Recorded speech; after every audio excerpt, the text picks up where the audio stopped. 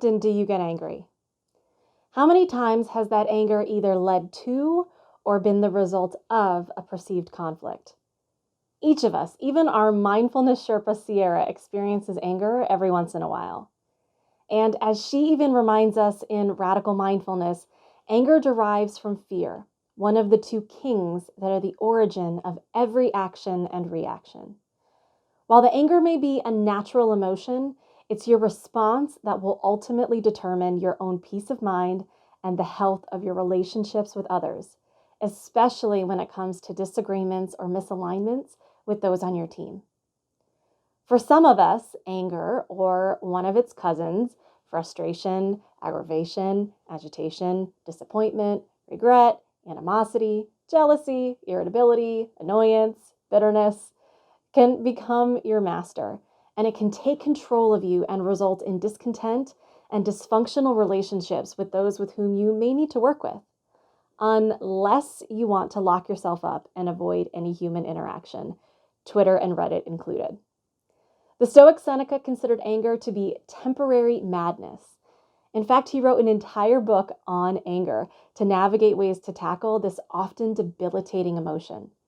For Seneca, even when we may consider anger justified, he cautioned that we should not act upon it because while, quote, other vices affect our judgment, anger affects our sanity.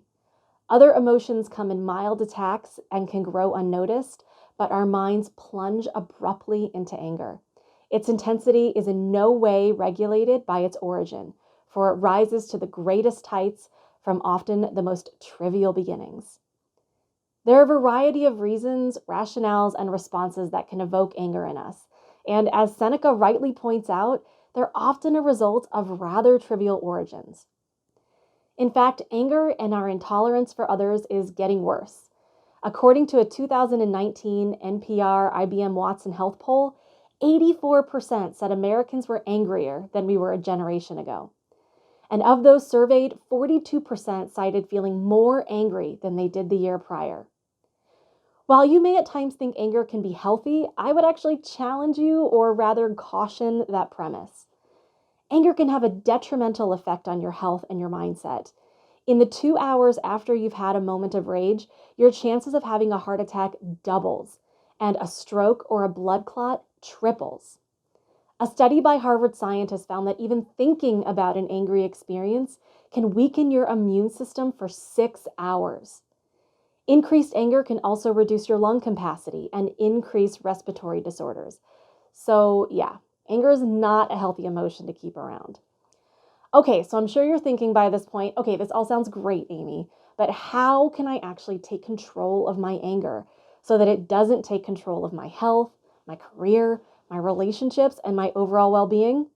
Well, thankfully, we can turn to some of our Stoic teachers who struggled with anger themselves. Let that also serve as a little reassurance that even though Twitter, Slack, and meetings that could have been an email didn't exist in ancient Rome, they struggled with this very same overpowering emotion on a regular basis. Marcus Aurelius had no reason to be concerned about taming his anger. He was the emperor of Rome, the man in charge, the head honcho. He was at the top of the mountain. All sludge rolled down from him onto everybody else. Yet he knew that anger was not the way to rule his empire and his people. They were his team. Marcus felt that the nearer a man comes to a calm mind, the closer he is to strength. In his meditations, he notes some principles or gifts from Apollo and his muses that he considered his strategy for reminding himself how to overcome this temporary madness of anger. The first one is to remember that we are naturally social animals designed to help one another. In order to create balance and harmony in our human ecosystem, or cosmopolis, as the Stoics would call it, we have to lean on the elements of one another, else we can create a dead, desolate environment where growth is impossible. Marcus noted, we have come into being to work together, like feet, hands, eyelids, or the 2 rows of teeth in our upper and lower jaws. To work against one another is therefore contrary to nature, and to be angry with another person and turn away from him is surely to work against him. The second gift or strategy is to consider the character of others as a whole. Is your team member's response how they always behave, or is this a blip?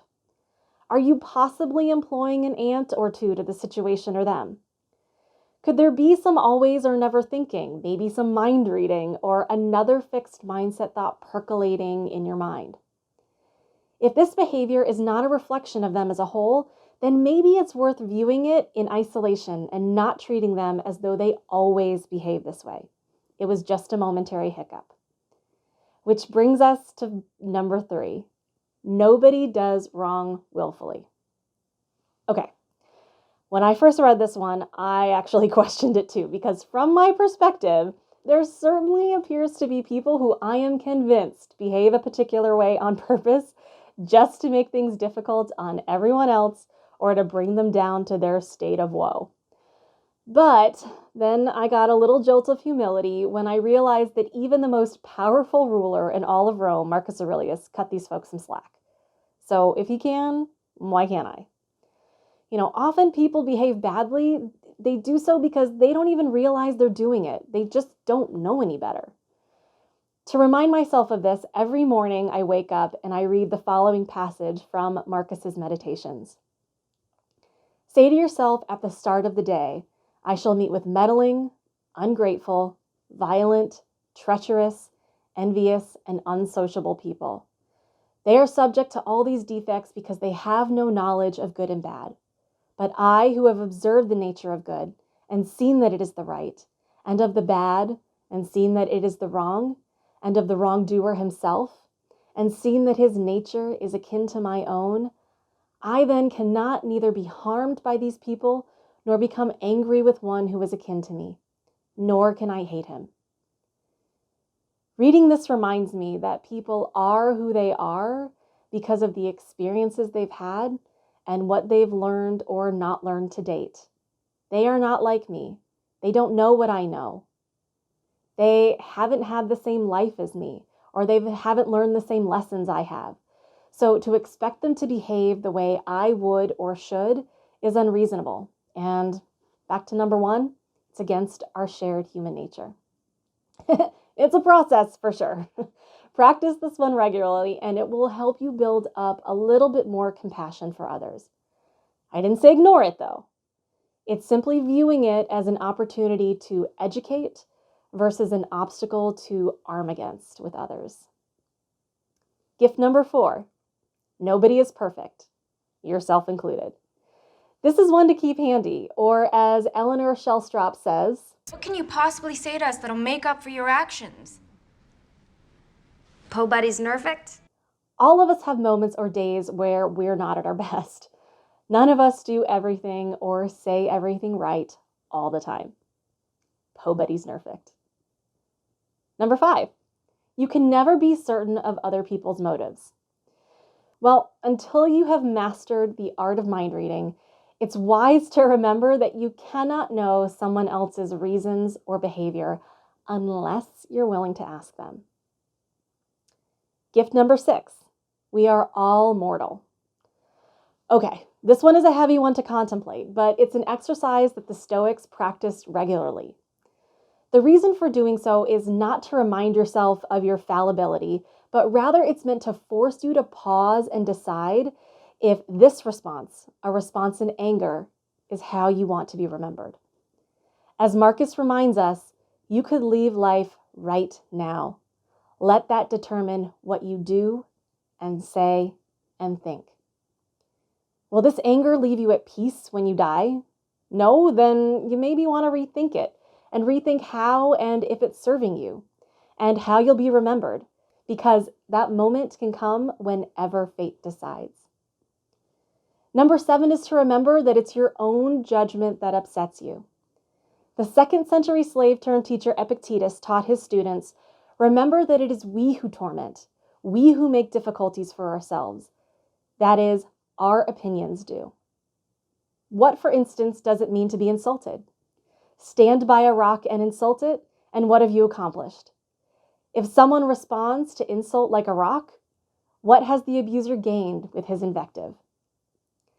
This goes back to the dichotomy of control and what you've been exploring throughout your time on the porch. External events or behaviors by others, even if they're directed at you, are not within your control. What is within your control is how you choose to interpret the situation and what decisions you decide to make. So you can choose to be the rock, or you can choose to be the fool who yells at it. The next strategy is that anger does us more harm than good. You've already learned about the health risks that anger can do to you: your heart, your immunity, your lungs, your longevity. But let's take this idea one step further by contemplating anything or anyone capable of angering you becomes your master.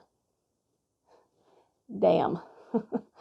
Do you want to be, as Marcus says, a puppet where someone else is pulling the strings? Well, anytime you're triggered by someone else and then choose to react in kind, you become a puppet and they are your master. And the last one, nature gave us virtues such as kindness to counteract anger. If people are behaving in a way that you dislike or that starts to stoke the embers of anger, remember that the best revenge is to not be like your enemy.